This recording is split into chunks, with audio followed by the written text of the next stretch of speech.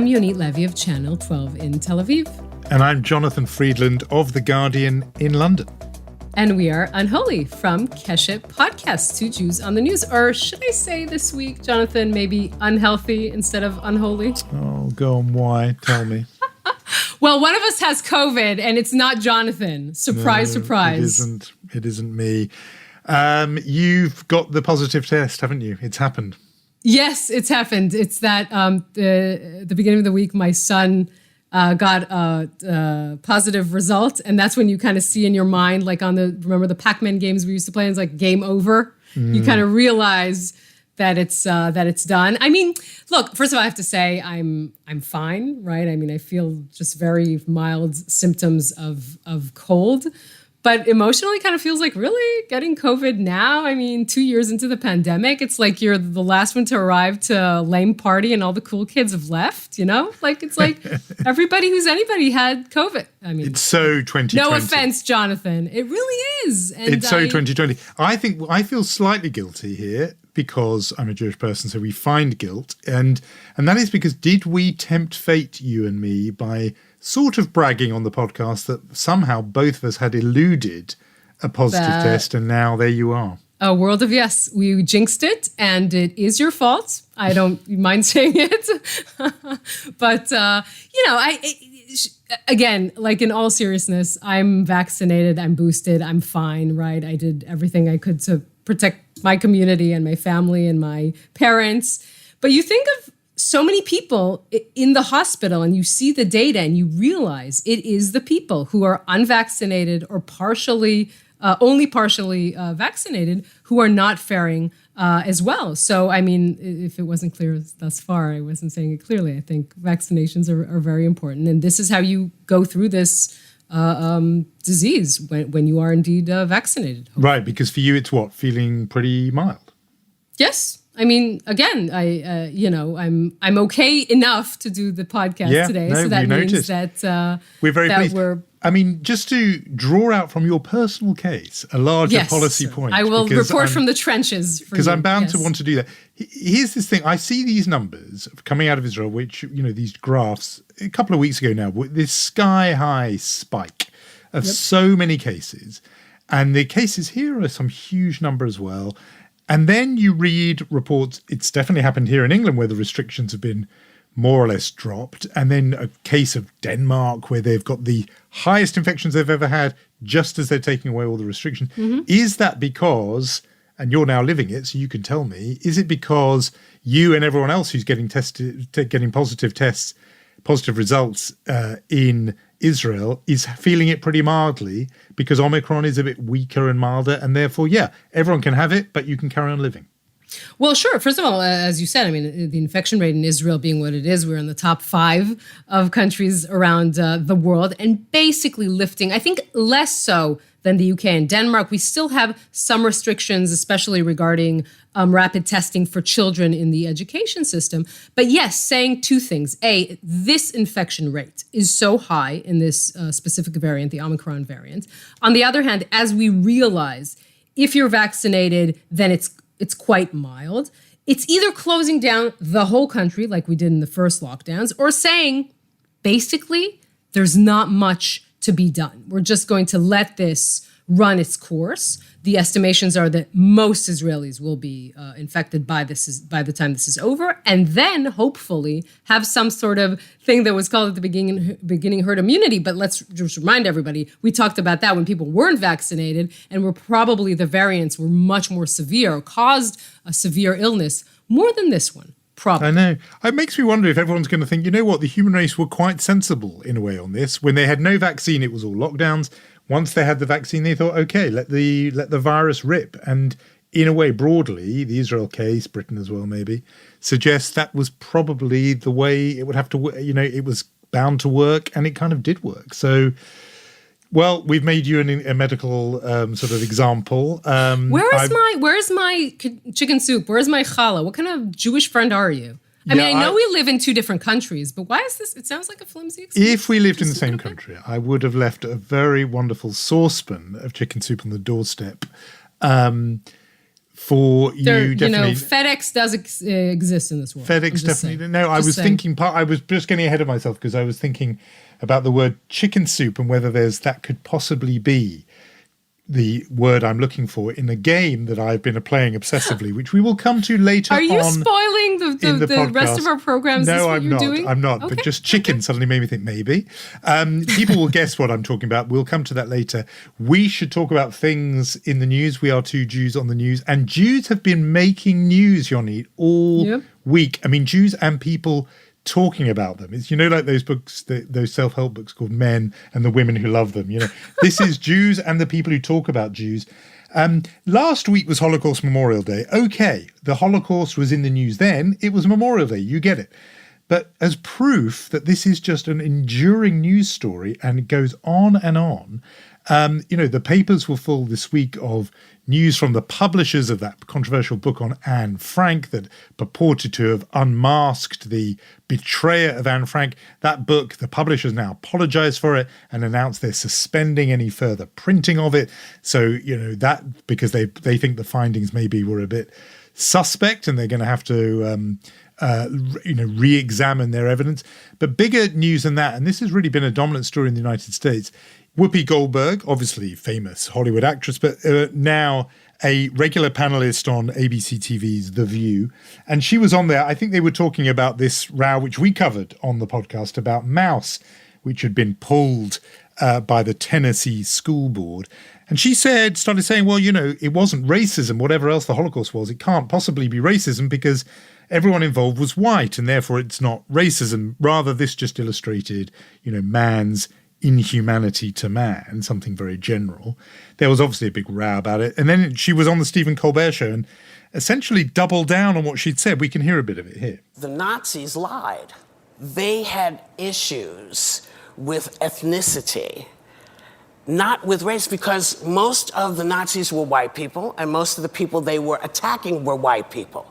So to me, I'm thinking, how can you say it's about race if you are fighting each other? Yes. How can you say it was about race when you're fighting each other? This was her actually trying to apologize and clarify her earlier statements. After saying this, she was then suspended from The View for 2 weeks by ABC. Now, the one thing that is amazing, before we even get to talk about this, Jonathan, is I sent Lior, our EP, the same day. I was like, what do you think we should say about this? And he just responded, there's nothing to say. She said something stupid. Let's move on. But that's obviously not the world that we live in. And on the one hand, right, we live in a world where there's a new news item, not every 24 hours, but every 24 seconds. And on the other hand, this is kind of a paradox, but because of the social media and the way that it is constructed, this will live on and on for another at least couple of days just because of the reaction to the reaction, etc. Look, I think we can agree that this wasn't malice, right? That this was jaw-droppingly ignorant, but it wasn't anti-Semitism, unless you disagree. And the one thing you kind of feel like doing here is just saying, listen, Whoopi, take a really talented documentary filmmaker, 2 cameras, go to the Holocaust Museum in DC. You don't even have to splurge and go to Poland and to Auschwitz. Just learn about this. And do it even in front of the camera. That would be so important for everyone, for your viewers, for you. It would actually make for pretty good television as well. Instead of, I think, suspending someone who actually did make an attempt at apologizing. Yeah, that's a really great idea, by the way. Somebody should do that. Memo to Keshet, Commission Whoopi Goldberg. I think it's a really good idea. I think, and quite a few people were forgiving of her in the same way, which was saying, look, Jews can be, and their history is complicated, and people can be forgiven for not knowing everything about it. I didn't like the suspension because I thought it played into that narrative of, Jews and the media and all that. And I also thought people will say, even though actually it wouldn't be true, you can't say anything about Jews, but you can say what you like about other people. Actually not true. I think if you'd said the equivalent thing about slavery, I think you'd also be suspended from The View for saying that. I thought it was, spectacularly ignorant. I think given how much there is about the Holocaust, it's present, Schindler's List, Anne Frank, Maus. I don't think there are that many excuses for not knowing about it, but okay, she didn't know about it. I think what it reveals, though, as well, besides just a sort of individual case of ignorance, is something that happens in the American conversation particularly, which is the limitations that come from seeing the world through the lens of America, and particularly American race and racism, where, yes, it's a black and white story. It's a story of slavery and white enslavement of black people. And that means if you really crudely see the world only through that lens, anything which isn't literally black and white doesn't count as racism, even though, my God, it's almost the paradigm case of racial prejudice and racial hate is the Nazis' racially motivated hatred of the Jews. Look who at they what they regarded as an themselves inferior said, race. right? Exactly. This is exactly what they themselves have said. That is the important point here. But yes, as you say, I mean, and we talked about this, I think, extensively on the program, the fact that there are parts, not only in the United States, by the way, that look at, and this is maybe a little bit different, but they look at Jews, as David Baddiel, one of our guests, called, right, as hyper-white, right? They're, as these people think, right? They're privileged, they're powerful, they're rich. All this in itself is an anti-Semitic view of Jews. But because of this, they think, wait a minute, why would you call them a minority? Why would you call them a persecuted minority? They're, as she was trying to say, what do you mean? It's white against white, right? Without understanding at all the historical context of what happened. Yeah, I mean, I hated even almost beyond the ignorance, this fighting each other line, as if there was some kind of parity.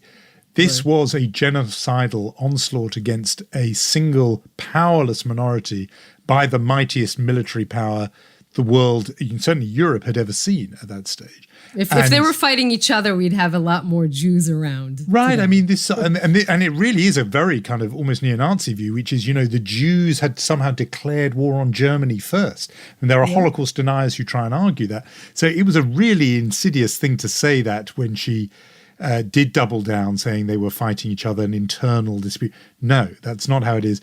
I think this thing about whiteness is really interesting. As you say, Baddiel said to us and to others, hyper white in the eyes of the left, but not white at all in the eyes of the fascist, racist right. They regard Jews as, sub-Aryan, subhuman, and not white. And that was what the whole Nazi onslaught on the Jews was about. So I hope maybe something does come out of it. And the best thing that really could come out of it, I think, is the idea you had, which is that she now makes public her own journey of education. Right. And maybe that would reach an audience that otherwise would not tune in to a documentary about the Holocaust Museum or whatever. So I think that's properly a good idea. There's another thing that I was thinking of, and maybe it's sort of in the margins of this discussion, but this happened exactly at the same time when the whole Spotify Joe Rogan story blew up, right? And you're looking at this and you're saying, why is Joe Rogan kept on Spotify, and Whoopi Goldberg suspended from ABC? I don't know if she'll be fired or not, but right now she's suspended from ABC. And they kind of got me wondering, we should maybe remind our listeners, if they kind of forgot the story, but the Joe Rogan, who's on Spotify, averaging 11 million listeners an episode and has an exclusive deal with them, reportedly worth about $100 million. So because of mounting criticism that he himself and his guests are anti-vaxxers and generally spreading COVID misinformation, Neil Young, Joni Mitchell requested for him to be pulled. Spotify said they won't do it, and so they asked for their music to be off Spotify. This has a whole discussion arising, but this kind of begs a question, because for sure what he has been saying, right, and what his guests have been saying is something that is rather dangerous to public health, right? When you say this is not vaccines, this is gene therapy, right? And the people who are young get bigger health risks from the vaccine than from COVID. This is dangerous stuff. What she said, however offensive and ignorant, I don't think it's necessarily dangerous. So again, it begs the question, why is she suspended and he isn't? And I would think the first thing, obviously, is he has 11 million listeners and she has 2.4 viewers. So her audience is small, and network in general has a shrinking viewer audience. So maybe that has something to do with it, right? We don't want to upset the audience we have. But maybe because I come from network television, one of the reasons I was thinking of is at least when you have network television, and look, we know what ratings is, we know it's important, I'm not being naive, but you still have certain ethical standards, certain moral standards. And when you are Spotify, and you're definitely a digital platform that can essentially say, yeah, we have some restrictions, but, we're like the lockers in Penn Station. We don't have any responsibility for or almost no responsibility for what you put in those lockers. That is a difference. And when the world is moving more and more to this, am I ranting? I'm sorry. No, I mean, when the world is more moving to this, that is what you're, I think, going to see. Yeah, no, I think you make a very good point. It's that thing where ABC has editorial standards and makes editorial judgments and admits it's a publisher and therefore thinks, yeah, we should take some action when some of our content goes wrong. That the Spotify is a social media platform or a media platform that says we're a platform, we're not a publisher. Everything goes. We have no responsibility. No, they said they have the content. power to suspend any podcast that promotes dangerous falsehoods. So they don't think that this rises Meets to the level standard. of dangerous falsehoods. But here's a rare disagreement between you and me, because I think actually what she said is in its own way a little dangerous. I think misinformation like that, which says the Holocaust, the biggest thing you've heard perhaps about Jews, is sort of not true. They were just fighting each other. Well, I'm still got in my head the video of two visible ultra-Orthodox Jews walking down the street in my neighborhood of North London last week and just being randomly attacked in the street. Hatred and anti-Semitism is dangerous. And if you tell people that the biggest thing you've heard about Jews is sort of maybe a lie, which is what I think in effect Whoopi Goldberg was at least leading to, then I think that's pretty dangerous. I mean, I do see the distinction you're drawing, but I wouldn't be so quick to put her in the slightly less serious category. Okay, fine. No, I do agree with you. I do agree with you. Okay, I take it back. It is still dangerous. Still begs the question, why is he still on? Yeah. And she's not. Well, I think it's because Spotify take less responsibility and are being less responsible than ABC. And that's why, speaking as a legacy media person, I think there's still a big role for legacy media. Now, we have talked about what the world thinks of Jews, which is a bit like saying, enough about me, now let's talk about you, because what about the world thinks about Israel? This is a little bit of Groundhog Day. By the way, it was Groundhog Day this week, but there was something a little bit Groundhog Day about this report that came from Amnesty International, deciding and making the judgment call that Israel is guilty of the international crime or the crime under international law of apartheid. Why do I say Groundhog Day? Because you and I had a conversation when Human Rights Watch made the same move. And of course, the Israeli groups B'Tselem and Yesh Din have also made that move. So it's no longer the first time Israel has been officially called apartheid, but it is a moment. That was episode 14 of season 1. I'm sure you remember where we discussed. Even with COVID, the recall is total. With Yonit left. We had a spirited debate about the Human Rights Watch report that called Israel an apartheid state. Look, I'm going to start this by quoting from Professor Mordechai Kremnitzer. He is obviously a legal analyst and a deputy president of the Israeli Democracy Institute and a B'Tselem board member. He wrote this in Haaretz about the report, the Amnesty report. He wrote it's an extremely pretentious document. By screaming apartheid indiscriminately, the Amnesty report fails to generate a real discussion about the fundamental problems of Palestinians living within and outside Israeli territory. Rook, I know there's been a lot of responses to this, a lot of knee-jerk responses, just to argue this maybe on its merits. I think we can definitely agree that Israel inside the Green Line is not an apartheid state. I mean, there are Arab judges and lawyers and ministers and members of parliament, and I can go on. Is there a problem of discrimination inside Israel? Yes. Do other countries suffer from problems of issues of discriminations? Yes. Why is Israel then singled out as an apartheid state? Why would you conflate apartheid with this issue of discrimination or even racism, deplorable as it is? I think that begs a question. And we talked about, obviously last time and pretty extensively, about Israel's rule over the West Bank. That is becoming a more and more heated debate. By the way, I think also inside Israel, although I think there would be some Israelis who would argue this. And again, this is a different I think we should say this over and over. Two notes. Again, am I talking too much? I think this is a COVID side effect. I'm liking it. And no, it's not too much. Keep going. No, I think there is definitely a difference, right, between apartheid and a sort of by default phenomenon that is not a structural design policy of subjugation, right? Israel's policies are problematic, and most importantly, they're temporary. I know that I say temporary and you would probably roll your eyes a little bit, but that is still important to say.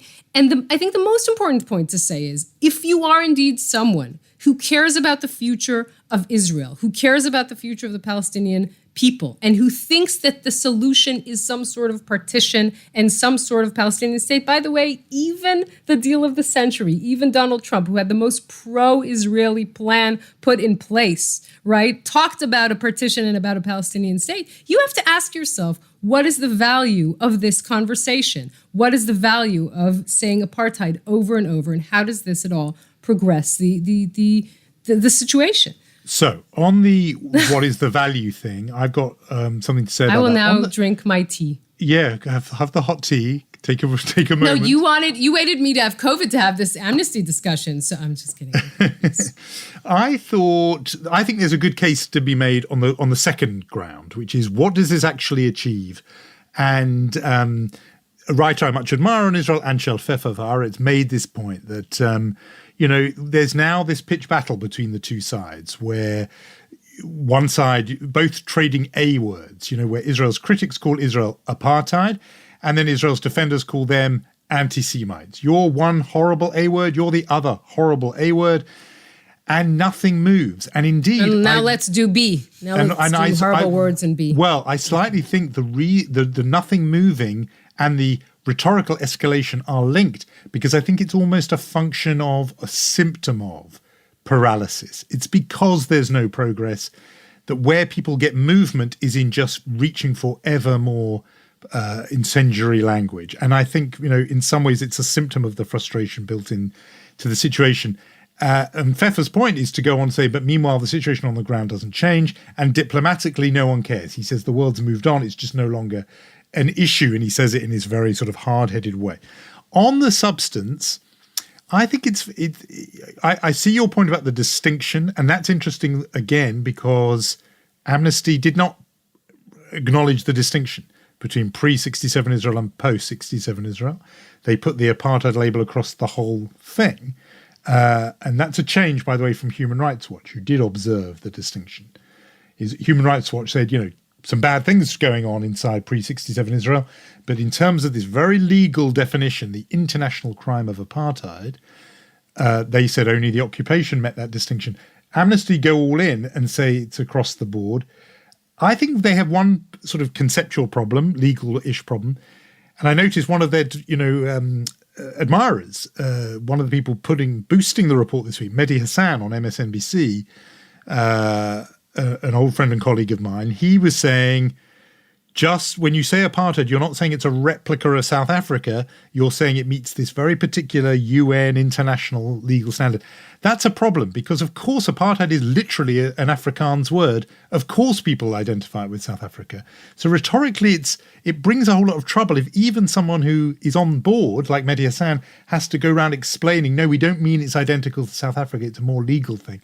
So it's a difficult term. All of that said, I still do think you have to draw attention to the reality in the occupied territories, which is, yes, one group, Amnesty say racial group, problematic for Whoopi Goldberg reasons, one group is dominating the other and has a whole battery of systems and laws and practices and military rule to ensure that outcome. And I think, with all the caveats we've just put, I think it's very hard for defenders of Israel to back away from that reality. That is a reality. It's why Ehud Olmert and Ehud Barak both warned this was where Israel was going. And they said that a long time ago. And, I don't think they would argue that Israel is not there in terms of the occupied territories. I think the problem is it's a difficult word which causes more problems than it illuminates. And I think it's a symptom of frustration. But there is a case to answer. Yes, but the only thing that is always missing from all of these reports is context. Ehud Olmert, Ehud Barak, Yitzhak Rabin, all Israelis who tried to solve this, who realized that this is something that needs a solution and tried. There is another part in this story, right? There is a Palestinian part that has agency, that is not passive, and that you have to take that into consideration when you think of, okay, what is it to do? Now, you have a prime minister in Israel, right, just on practical terms, who says, I want to, help the Palestinians in every way. I will give them as much autonomy as I want, economic freedom as will, and they can drive and go wherever they want. But there won't be a Palestinian state. He deals with the issue of shrinking the conflict. Does that move us forward? Does it move it backwards? This is where we are. And I think that to not see that there is also a Palestinian side here, that its actions has consequences, is just not to see the whole story. There are many people in Israel who want to solve this. But to be honest, I think they're quite frustrated at how to do it, how to move forward. I think that's a really defensible argument if Israel was consumed with trying to solve this and the other side were just not moving. But what I see is a government, and look, I was happy to see this government form compared to what went before.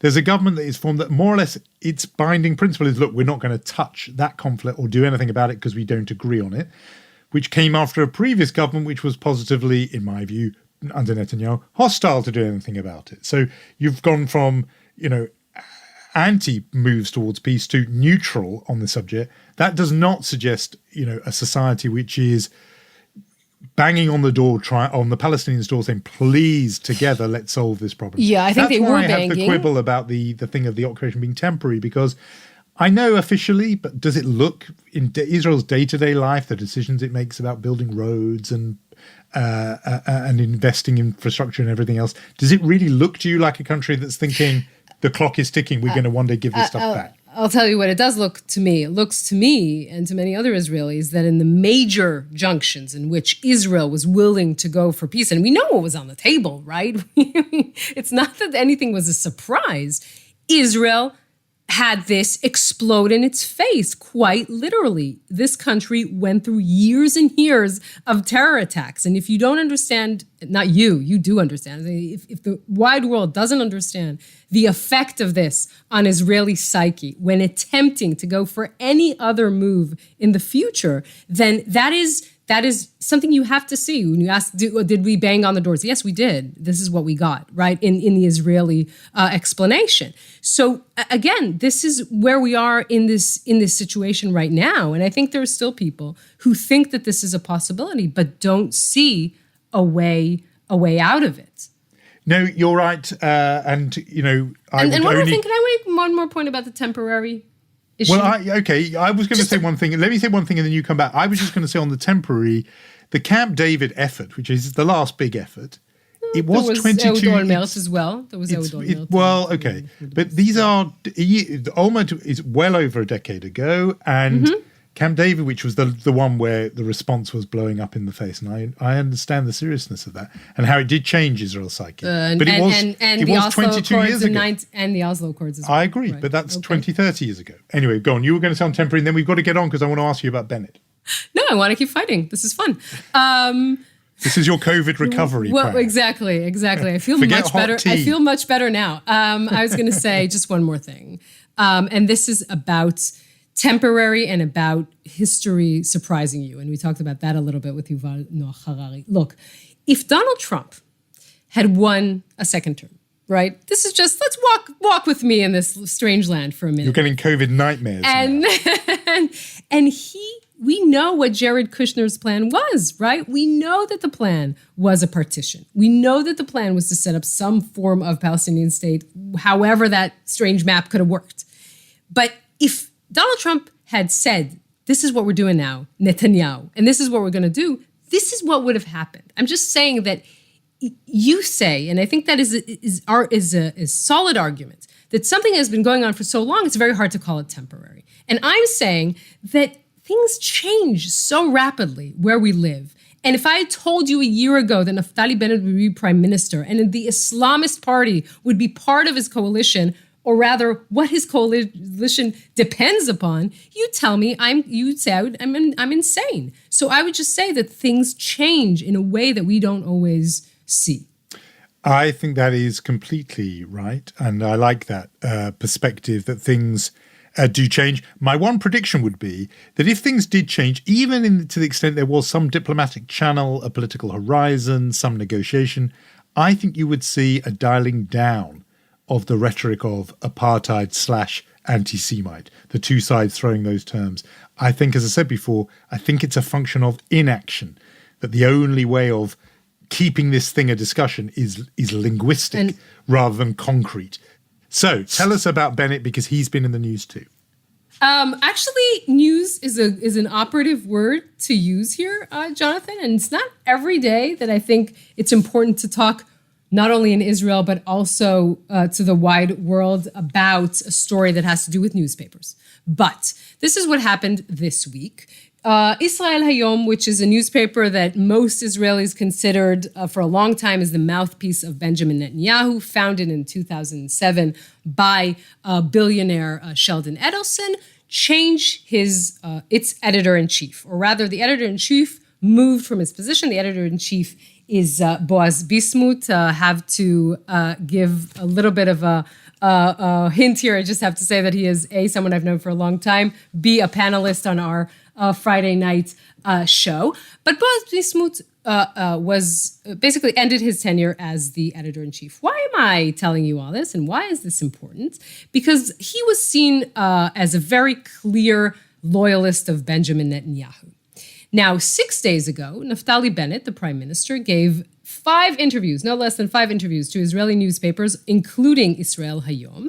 And after that, Yair Netanyahu, the son of the former prime minister, what Israelis kind of look at as a version of Donald Trump Jr., wrote something about print is dead, and this newspaper is now a Bennett ton. Now, in Hebrew, you should say that iton is the word for newspaper. This was usually called, Israel Hayom was usually called the Bibi ton. And the fact that he called it the Benetton kind of indicates to you that the Netanyahu family feel like Miriam Edelson, the now widow and the person who publishes this newspaper, has moved on and moved her support from Netanyahu to Bennett. Another indication, if you will, an important indication, that this newspaper is now not a supporter of the former prime minister and of his dwindling political power. Whole new meaning to United Colours of Benetton. I feel now. I will never look at that brand name the same way. I think that's really telling, and it suggests that something we've talked about before, which is, the last days of the Bibi era, perhaps, because Israel Hayom was such a sort of signifier of Bibi's grip on the Israeli national discourse and conversation. It does strike me how interesting that the two key players in the initial love affair, the sort of mating that was Sheldon Adelson, who owned it, and Bibi, who benefited from it, are both in a way sort of gone. I mean, in the sense Adelson died last year, and Bibi is in the dock with his corruption trial, and as you told us the other day, potentially being banned or barred from politics altogether. So it does suggest that is a chapter that has closed, which and it's a sort of sign of it in a way, which is really interesting. We should get on with our awards. And can it possibly be that well, why don't I do mensch first, just because it's fun? I've been wanting to do this for a while. So the world is gripped by Wordle, the word game that was snapped up this week by the New York Times for a 7-figure sum. Invented by a man named Wardle. It was invented by a man named Wardle, I think. Wardle, that's what I said. You said it with a better accent. Yeah, okay. And so he set up this game, but there have been all kinds of offshoots and spin-offs. So this week I discovered Jewdle, which is the Jewish version. It requires, you can find it the same way, jewdle.app, Jewdle. The difference is it's a bit harder because it's 6 letters rather than 5 letters, which you have to guess. And that makes it rather challenging. The inventors of the game said they had to do that because there are so many words that involve CH or SCH, etc. So here we go. I had a go before we started with my opening word for this game is always Pesach, because it's got quite a few vowels and it's got a CH in there. And listen, it really paid off. Because Yes. it Now told I'm me playing already. this. Yes. Write this down. Get your pen and paper out, because it's told me that ACH are not only the right letters, but they're in the right place. So this 6-letter word ends ach, but A Jewish name, a Jewish word that ends with ach, that didn't narrow it down. it hasn't narrowed it down. But we can eliminate the letters P, E, and S because they're grayed out. They aren't right. It's not. So tell me, give me a Jewish word, Yonit, that ends in ach, that is 3 letters and doesn't involve P, E, or S. I'm just still reeling from the fact that your idea of bedside manner while I'm with COVID is saying that you, Oxford grad, can't figure out a word, and maybe I, COVID again, head. really Head. sick with COVID here. I know, but I think you're going to be able to do it because I'm hitting a blank. Because I tried Wait. ruach. Okay, give me this. I tried again. Give me this ruach, again. but that's 5 Right. letters. Okay, wait. It's ach. Right. That's the end. ACH. ACH. 6 words. And I tried korach, which is a cedra, but it told me word not found. What are the letters that we know are not there? P, E, and S. Because you said Pesach. Okay. Right, so they're eliminated. So not Korach because they said word not found, like a cedra doesn't count. I mean, I can tell you that yesterday's words was lutkas. So I think it's quite mainstream, their choice of vocabulary. But it can't be Moshiach, that's too many. It's not Ruach, and it's not Korach. What can it be? It's been driving me mad. Jonathan, Nebech, try Nebech. I didn't mean you. I meant try the word. Okay, thank you. No, it can't be because of the E. We know there's no E. No E. Think of something else. It's got to be, and they say Jewish. It's not like a. Yesterday was Lutkas. I mean, it's something. Hebrew. Tanakh. Oh no, but hang on. I don't think you can use 2 letters. Let me try. Okay. I think what do you're you mean not 2 letters? Because allowed. there's an A. There's an A. So There's you an can't A use the already. again. I'm not sure you're allowed, but okay. TANACH. Enter. Oh, great job. You have done it. You have cracked it. I knew, phone a friend, you would unlock the puzzle.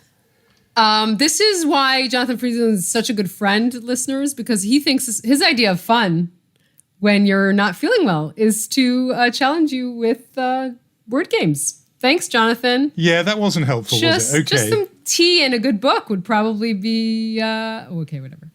That would have been the right remedy. Well, anyway, I feel better. You've helped unlock the Jewdle. So I think for Mensch of the Week, or Mensch is probably plural, the team who came up with Jewdle, I think they're part of the Australian Jewish community. Bravo to you. You can be our collective Mensch. How many letters is that? Yeah, that could be your letter. That could be your word for next week if you like. Mensch. I still think Nebuch would be better, but whatever. Yeah, no, that could have been nice, but no E. What can we do? So go on, tell us about who's in the chutzpah category. Look, it's been a tough week, right? A very crowded field. But I think that the chutzpah award of the week will have to go to Aryeh Deri, the leader of the Shas party in Israel, who is in opposition, we should say, for the first time in a long time. And he is upset over price rises. You know, we talked about this last time. Many Israelis are upset about this. Naturally, since his party is in opposition, and maybe not even because of that, he's blaming the government and really accusing the government of starving children. Even an ad that came out this week and is pretty, let's say, pretty clear on that message. Let's listen into a little bit. תסתכלו לו בעיניים, ממשלה שמרעיפה ילדים ומעלה מחירים, אין לה זכות קיום. ש"ס. Okay. Now, the reason Mr. Deri is still in our chutzpah column is because he launched this campaign, including, of course, himself tweeting from, I hope you're listening, Jonathan, the Ground Kempinski 5-star resort in Switzerland. Now, I'm not going to be a demagogue and say how many people can you feed from one room in the Grand Kempinski, but, his children went on to say he has, I think, 8 or 9. They funded this vacation for him together, etc. But still just, I think, the optics of this, right, is just don't start a campaign about blaming the government of starving children when you're sitting in a 5-star resort in Switzerland. Just a little bit of chutzpah there. I think it's beautiful chutzpah. I like returning to the original core meaning of chutzpah, and I think this fits that very well. I feel as if Aryeh Deri has quite a strong track record when it comes to chutzpah. I feel he could have multiple awards. That is a wonderful nominee. I think we want to say that if you've enjoyed this edition of Unholy or Unwell, as we might call otherwise unhealthy, do review, rate, and otherwise recommend us to all your friends. And we will say our thank yous to Lior Friedman, Rom Atik, Omer Primat, and Irad Eshel for original music, and a big thanks to Richard Myron. And I will try and feel better so we can meet next week as well, Jonathan. Refuah Shalema to you. Refuah, maybe that will be tomorrow's word on Jewdle. Who knows? See you, Yonit. Wish you better. See you, Jonathan.